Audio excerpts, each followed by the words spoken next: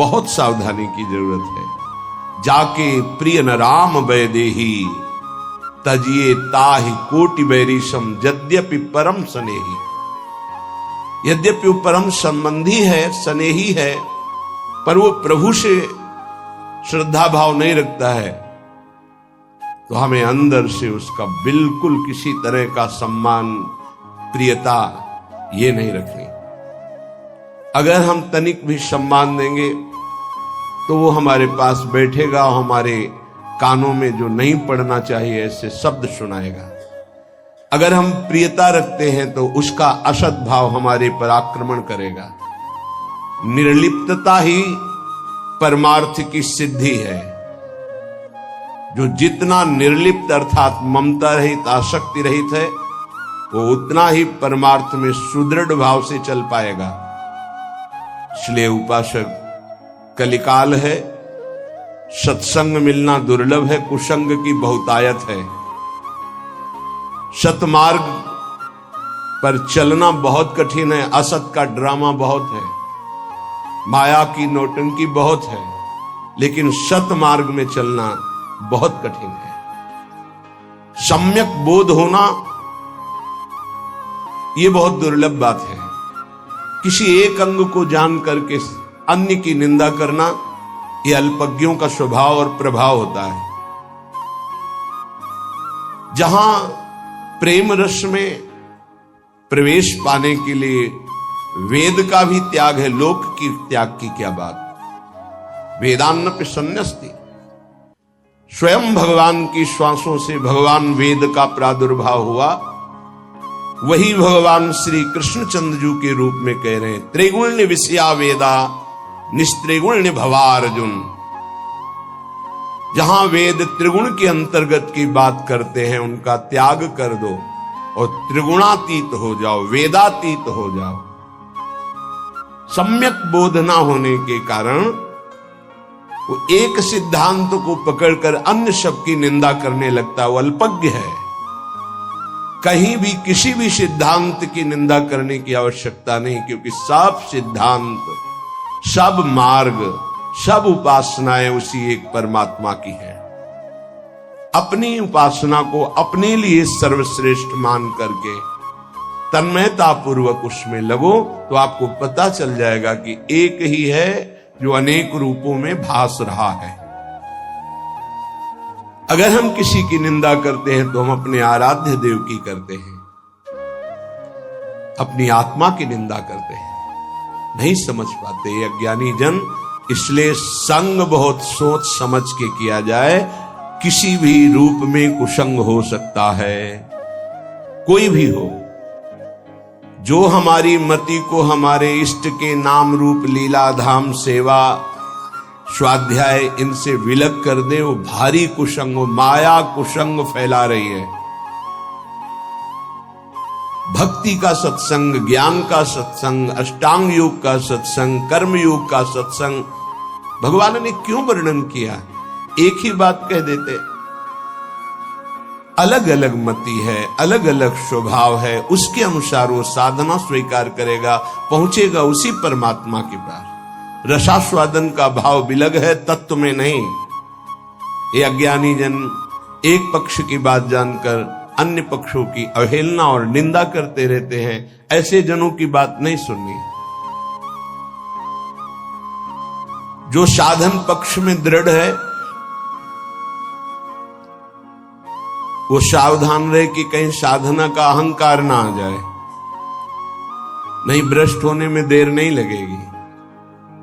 जो आश्रय पक्ष में दृढ़ है वो निश्चिंत हो जाए, क्योंकि आराध्य देव उसको संभालते हैं। आश्रय पक्ष से जो साधना बनती बहुत ही परम पवित्र, सुदृढ़ और दैन्य होती है। इसलिए आश्रय, गुरु का आश्रय, भगवत चरणारविंद का आश्रय अत्यंत आवश्यक है। साधन करने में अहम सुरक्षित रहता है। अहम सुरक्षित रहने में तत्वबोध की तरफ वृत्ति ही नहीं जाती, देह भाव में रहती है। बहुत अवस्थाएं बीत जाने पर शरीर की अपना परिचय केवल बाहरी देह भाव से ही दिया जाता है। मैं अमुक, मैं अमुक, मैं अमुक। क्या साधना हो रही? साधना हो रही इसी उपाधि को मिटाने के लिए। आप शुद्ध हैं, आप ब्रह्म हैं, ज्ञान मार्ग। आप शुद्ध हैं, आप भगवान के नित्य पार्षद हैं, भक्ति मार्ग। फिर उपाधियां क्यों ये जोड़ा जाता है? मैं अमुक हूं, मैं अमुक हूं, मैं अमुक हूं। इन्हीं को मिटाने के लिए तो साधना है। शुद्ध परमार्थ का स्वरूप समझना गुरु कृपा ही केवलम। गुरु कृपा पात्र कभी देहाभिमान मलिन वृत्ति को स्वीकार ही नहीं करता, कभी किसी उपाधि को स्वीकार नहीं करता। उपाधि स्वीकार करने का मतलब है जन्म मरण का भाव पुष्ट कर लेना। कोई भी उपाधि हो, यहां से लेकर ब्रह्म पदवी तक। इसलिए सत्संगी उपासक सत्संग के द्वारा अपनी बुद्धि का मार्जन करे और अहम को दैन्य में परिवर्तित करे, तभी रंग आएगा। किसी भी तरह का अहम हृदय में हुआ तो परमार्थ ढका रहेगा। आप बातें कितनी बना ले ज्ञान विज्ञान की। बड़े बड़े महापुरुष जब अपना परिचय बताते हैं तो सोच करके हृदय द्रवित हो जाता है। कैसे परिचय बताते हैं? हनुमान जी कैसा परिचय विभीषण से बताते हैं? असमय अधम सखास मोहु पर रखी, ये बोल रहे। जिन महापुरुषों ने अपना परिचय दिया, क्वाहम तुच्छा परम अधमा प्राणिहो गर्ह कर्मा, ये परिचय है। हम परिचय क्या देते हैं? उपाधियों का। ये उपाधि ही तो उपद्रव है, ये पदवियां ही तो परम पद से भ्रष्ट किए हुए हैं। जब तक हम कोई भी पद स्वीकार करते हैं शरीर भाव से, तो परम पद का अधिकार खो देते हैं। पद मिलना अलग बात है, स्वीकृति करना अलग बात है। पद सेवा के लिए है, स्वीकृति परमात्मा की है। पद की स्वीकृति तो अस्वीकृति हो जाएगी परमात्मा पद की। एक सूक्ष्म विषय है। देखो महामहिम श्रीपाद प्रबोधानंद जी की आंतरिक स्थिति। सर्व साधन हीनोपि, ये महिमा है। खैरे मैं समस्त साधनों से हीन हूं। सत्संग का मनन कीजिए। ध्रुवदास जी कह रहे सब अंग गुणहीन हो, ताको जतन न कोई। एक किशोरी कृपाते, जो कछु होई सो होई। सर्व साधन हीनोपि वृंदारण्यैक संश्रयः, यह कोपि प्राप्नुयात् देव राधा प्रिय रसोत्सवम्। समस्त साधनों से मैं हीन हूं, पर मैंने एकांत भाव में वृंदावन का आश्रय ले लिया। एकांत भाव कहते हैं सिर्फ केवल वृंदावन का आश्रय। बस वृंदावन की कृपा से प्राप्नुया देव राधा प्रिय रसोत्सवम, मुझे श्री किशोरी किशोरजू की प्राप्ति हुई वृंदावन की कृपा से। आश्रय वृंदावन का लिया, ये बड़ी दुर्लभ बात है। धाम का आश्रय बहुत दुर्लभ बात है। इसका परिचय आपको प्रायः नहीं मिलेगा। धाम परम कृपालु है, जिसकी गोद में स्वयं प्रिया प्रीतम खेलते हैं। यदि धाम का आश्रय हो जाए, यहां आश्रय शब्द पर जोर दिया। संश्रया आश्रय। वास तो किसी किसी को मिलता है सौभाग्य, पर ऐसा नहीं कि जिसको वास नहीं मिला उसे प्रिया प्रीतम नहीं मिल सकते, उसे प्रेम नहीं मिल सकता, वो दिव्य वृंदावन की लीलाओं में प्रवेश नहीं पा सकता। ऐसा बिल्कुल नहीं है। समस्त साधनों से हीन हो दूसरे भाव में, लेकिन उसने एकांतिक भाव से वृंदावन का संपूर्ण हृदय से आश्रय ले लिया है, तो उसके हृदय में एक अद्भुत रस, यह कोपी, वो कोई रस, कोई संबोधन करे, वो कोई रस। कौन सा रस? बोले रसोत्सवम, जो महारास रस से युक्त है, जो महाप्रेम विलास से युक्त है। किनका? बोले राधा प्रिय श्यामा श्याम का। श्यामा श्याम का कोई एकांतिक प्रेम, कोई एकांतिक रासोत्सव रस विलास उस उपासक के हृदय में प्रकाशित हो जाता है, जो एकांतिक भाव से, एकांतिक भाव कोई मिलावट नहीं, केवल वृंदावन का भरोसा, वृंदावन का आश्रय। इसमें दैन्यता की बहुत आवश्यकता है। अगर अभिमान का नाश हो जाए तो बहुत जल्दी भगवत प्राप्ति हो जाए। यही आगे बहुत बड़ा पहाड़ की तरह खड़ा है, उस तरफ श्यामा श्याम, इधर बीच में पहाड़ अहंकार का। बहुत कड़ुआ है, बहुत कड़ुआ। जहां ये जगता है तो कड़ुआ ही कड़ुआ रहता है, स्वयं को जलाता रहता है, दूसरों को जलाता रहता है। ऐसे इसकी बात होती है, ऐसे इसके आचरण होते हैं अहंकार के। इसकी गलित होने की वृत्ति एकमात्र महापुरुषों के पास, दूसरे के पास नहीं। यदि संत महापुरुषों का आश्रय ले लिया जाए और उनके चरणों की रज का सेवन किया जाए, उनकी आज्ञा में रहा जाए, तो अहंकार नष्ट हो जाए। और किसी से नहीं होगा। रहु गणित तपसा न याति न चेज्या न निरूपणात् गृहाद्वा न छंदसा नैव जलाग्नि सूर्यो बिना महत्पाद रजोभिषेकम। चाहे जो आराधना कर लो, ये और पुष्ट होता है।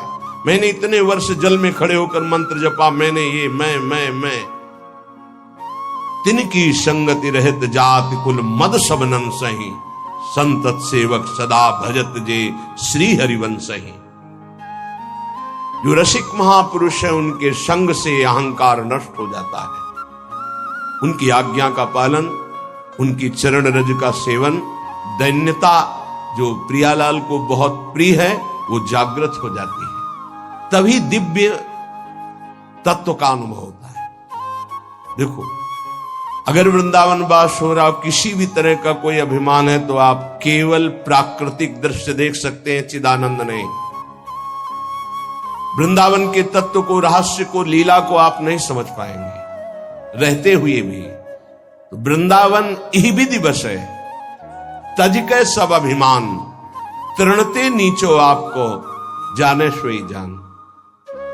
वृंदावन में जो अपने को तृण से भी नीच समझकर समस्त अभिमानों को त्याग देता है, वही वृंदावन के रहस्य को जान पाता है। इसीलिए सर्व साधन हीनोपि, अपने को श्रीपाद कह रहे, कोई साधन नहीं मेरे। अर्थात साधन तो सब है, पर अभिमान नहीं। सबे अंग गुणहीन हो, न योग है, न ज्ञान है, न भक्ति है, न प्रेम है। हे प्रिया, जो हमें तो सिर्फ आपका भरोसा है। अगर कुछ भी बनेगा तो आपकी कृपा से बनेगा। श्री ध्रुवदास जी, कैसी उत्तम साधना है, आराधना है, स्थिति है, पर स्वीकृति दैन्यता की है। हम छोटी सी कोई साधन वृत्ति तो अहम में फूले रहते, कैसे हम जान पाएंगे प्रिया प्रीतम के प्रेम रस को। थोड़ा सा भजन होता है तो हम महापुरुषों में भी होड़ वृत्ति जागृत कर लेते हैं अपने अंदर कि इनमें तो ये नहीं है जो मेरे में है। तुम्हें क्या पता, तुम में जो है वास्तविक उनमें नहीं है वो। अगर तुम अपने की मिटा दोगे तब तुम उनको जान पाओगे। अहम, जब तक वो वस्तु नहीं आती तब तक अहम रहता है, जब तक वो अहम करने लायक वस्तु आती तो अहम नहीं रहता है। ये अध्यात्म है, ये परमार्थ है, बहुत पवित्र बुद्धि, पवित्र विचार, दैन्य भाव, इसके द्वारा ये जाना जाता है। ये भगवत मार्ग बुद्धि के द्वारा नहीं जाना जाता। बुद्धि के द्वारा आप अपने आप को भी नहीं जान सकते, फिर आप जिनके अंश हैं उनको कैसे जान सकते हैं। बुद्धि प्राकृतिक है, केवल प्रकृति को भी एक सीमा तक जान सकती, असीम प्रकृति को नहीं।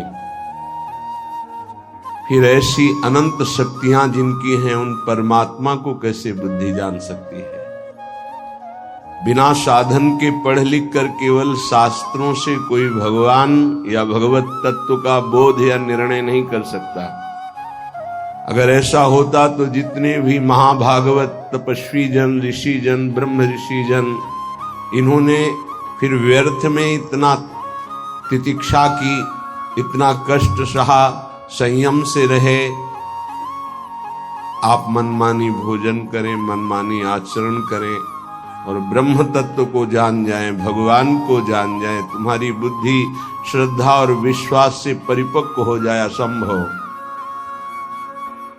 जब तक आपका किसी महापुरुष से आंतरिक संबंध नहीं होगा, जब तक आप किसी महापुरुष की आज्ञा में साधन परायण नहीं होंगे, तब तक आपकी प्राकृतिक बुद्धि परमात्मा तत्व का निश्चय करने की योग्यता ही नहीं रखती।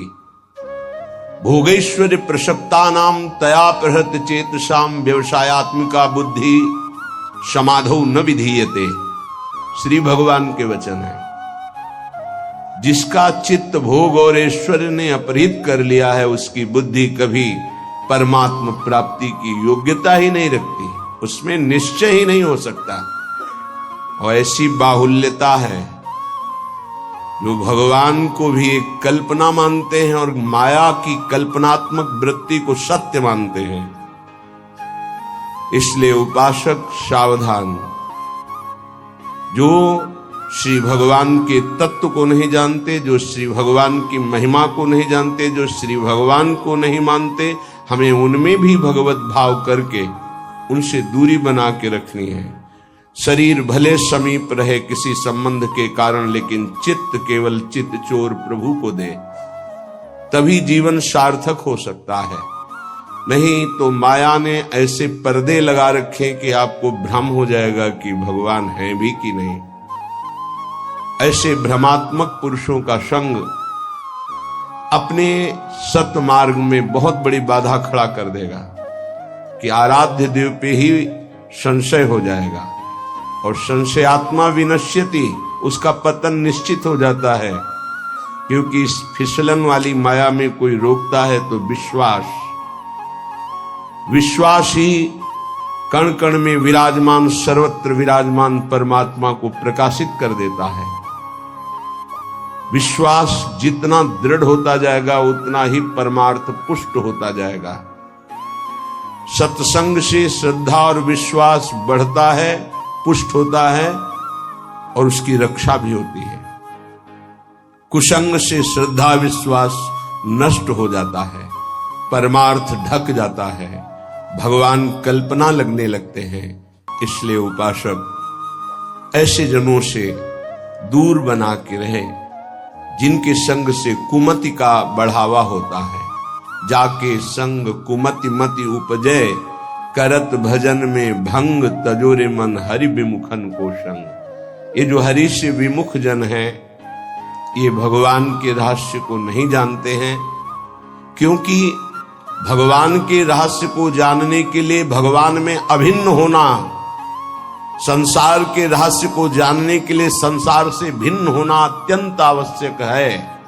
तो संसार में अभिन्न होकर भगवान से भिन्न भाव रखकर कभी कोई नहीं जान सकता, न संसार को न श्री भगवान को। ये सिद्धांत है। संसार को जानना है तो इसका त्याग करके जाना जाता है, और भगवान को जानना है तो तन्मयाहा, अभिन्न होकर जाना जाता है। ये भगवान से भिन्न संसार से तन्मयाहा कैसे जान पाएंगे, न संसार को न भगवान को। श्रीपाद कह रहे अब देखो कैसे आश्रय लिया जाता है। त्यजन्तु स्वजनाः, बस स्थिति इसी में जागृत होती है। दूरादपास वहां वर्णन कर रहे महाप्रभु। स्वजनान, जिसको हमने स्वा से जोड़ लिया वही हमें भगवत प्राप्ति में बाधा पहुंचा देगा। श्वा को बिल्कुल अलग रखना है, इसके साथ कुछ नहीं जोड़ना है, यहां तक कि देह तक को भी। अगर देह को भी जोड़ लिया श्वा से तो स्वाभिमान जागृत हो जाएगा। श्वा को बिल्कुल सुरक्षित रखा जिस उपासक ने, कोई भी स्पर्श श्वा का नहीं, यद्यपि नहीं है पर श्वा की स्वीकृति से वो बंधन को प्राप्त होता है। शंकर सहेज श्वा रूप संहारा तो लाग समाधि अखंड अपारा। श्वा को संभारो, श्वा को फैला दिया है, श्वा को जोड़ दिया है। जनाहा स्वजनाहा, ये मेरे हैं, ये मेरे हैं, बस ये मेरे हैं। इसी को वापस करने की साधना है, श्वा को समेटने की। बिखरी पर्यो मन सिमटत नाही, इंद्रन लीनी जीत। इसीलिए कुछ भी परमार्थ का अनुभव नहीं दिखाई दे रहा आपको अपने हृदय में। तभी नाना प्रकार के प्रश्नों की झड़ी लगती है, नहीं तो न सोचती न कांक्षती, न कोई सोच रह गई न कोई चाह रह गई। ऐसा परमानंद की बाढ़ हृदय में आती है। देखो हिम्मत करके, त्यजन्तु स्वजनाः, बहुत सरल भाषा में गोस्वामी तुलसीदास जी कह रहे हैं। जननी जनक बंधु सुत दारा, तनु धन धाम सुहृद परिवारा। सब की ममता ताग बटोरी, मम पद मनहि बांधी बरी डोरी। समुदर्शी इच्छा कछु नाहि, हरस शोक भय नहीं मन माही। अस सज्जन मम उर्बस कैसे, लोभी हृदय बसहु धनु जैसे। जिसने इन स्वा की ममता को समेटकर मेरे चरणों में लगा दिया, मैं उसे समदर्शी बना देता हूं। उसकी कोई भी इच्छा नहीं रह जाती, ना हर्ष न शोक न भय उसे स्पर्श नहीं कर सकता। उसे बहुत जल्दी मैं महात्मा बना देता हूं और उससे इतना प्यार करता हूं जैसे लोभी हृदय में धन की प्रीति रहती है।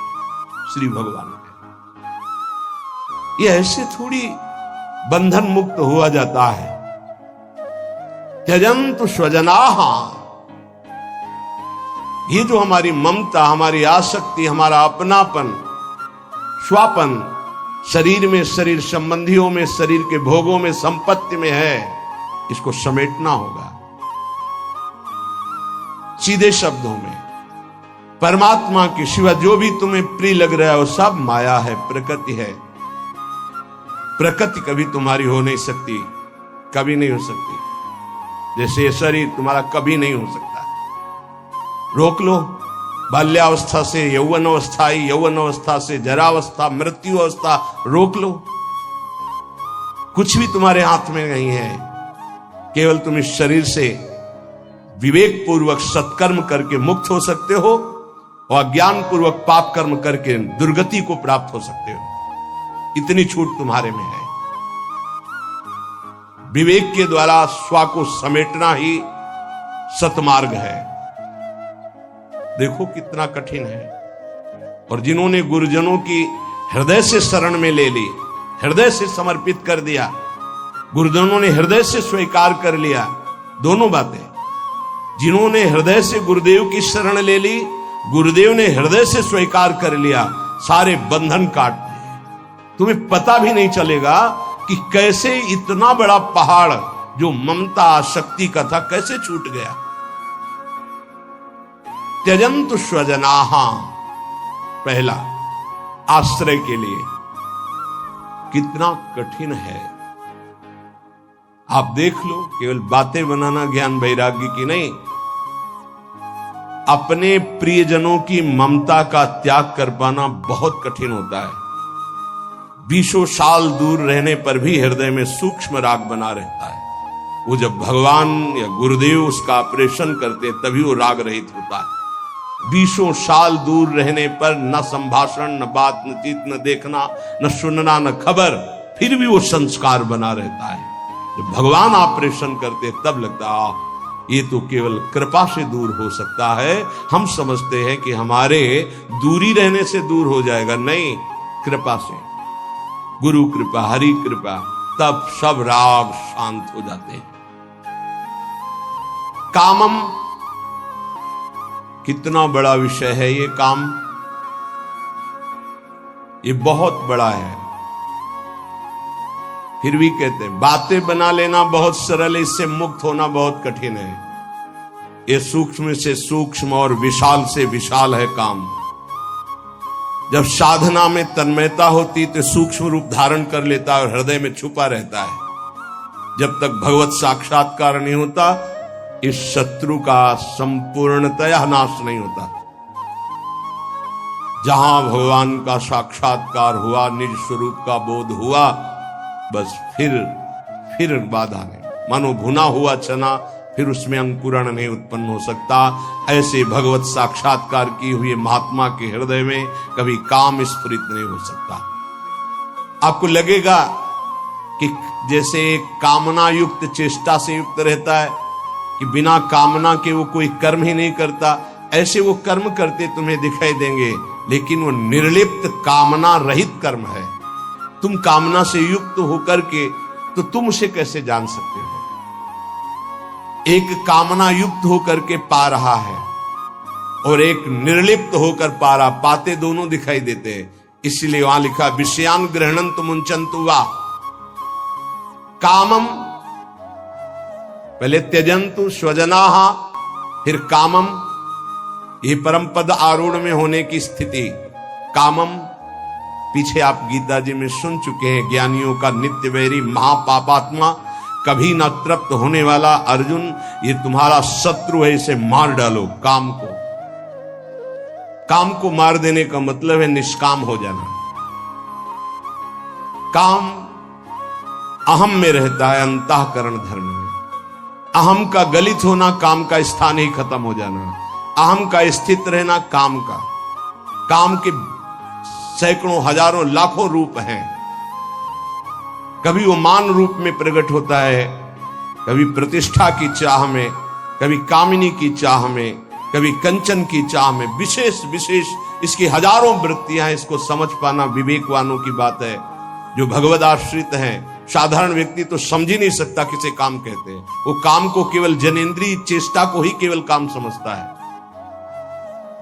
देह वृत्तिस चमास्तुवा, देह वृत्ति, जीवन निर्वाह की वृत्ति, इसका भी त्याग परमार्थ से। तभी तो जिनका परमार्थ में प्रवेश हो गया वो हाथ उठा के कहते केवल भगवत कृपा, गुरु कृपा। मेरी तो सामर्थ्य नहीं थी, ये केवल गुरु कृपा से हुआ है। देह वृत्ति के निर्वाह की भी वृत्ति का त्याग, काम वासना का त्याग, समस्त कामनाओं का त्याग, स्वजन संबंधियों की राग वृत्ति का त्याग। देख लो, तब आप जानना चाहोगे, तब आप मुक्त होना चाहोगे इस संसार से। इस वृत्ति के बाद मनमानी भोगाचरण और निर्णय करने के लिए बुद्धि को समझते हैं कि वो भगवान का निर्णय कर लेगी, है भी कि नहीं है। हम तो कई बार कहते हैं छोड़ो भगवान की बात, तुम कहां हो, कैसे हो, देखा है, बड़े बुद्धिमान बनते हो। इस शरीर में तुम रह रहे हो, नाप लो अपने हाथ से, कोई 10-20 हाथ का नहीं है, नाप लो, 3.5 हाथ का है। इसमें रहते 20 वर्ष, 40 वर्ष, 50 वर्ष हो गए। भगवान को जानने का तुम्हारे पास भाव ही नहीं है। तुम अपने को पहले जान लो कि तुम हो कौन। बस वही मांस के इस ढांचे पर अपना अभिमान किए भ्रमित हो रहे हो। अपने को जान पाए तुम कौन हो, फिर तुम सच्चिदानंद जानने की कोशिश करो।